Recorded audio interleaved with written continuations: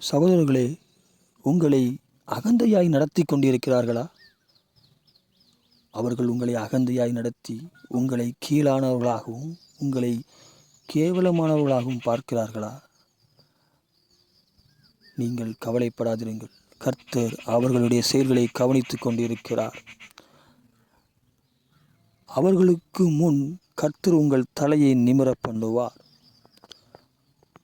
அது நிமித்தம் கர்த்தருக்கு கீர்த்தி உண்டாகும். கர்த்தர் தமக்கு கீர்த்தி உண்டாகும்படி உங்கள் தலையை அவர்களுக்கு முன் நிமிர செய்வார்.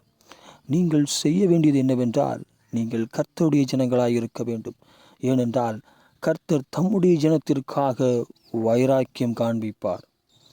நீங்கள் கர்த்தருடைய ஜனங்களாய் இருக்கிற பொழுது உங்களை அகந்தையாய் நடத்துகிறவர்கள் எவர்களாயிருந்தாலும், அவைகள் அரசாங்கங்களாயிருந்தாலும், கர்த்தர் தமக்கு கீர்த்தி உண்டாகும்படி உங்கள் தலைகளை எல்லாம் நிமிரச் செய்கிறவராயிருக்கிறார். அதனால் நீங்கள் கர்த்தருடைய ஜனங்களாயிருங்கள்.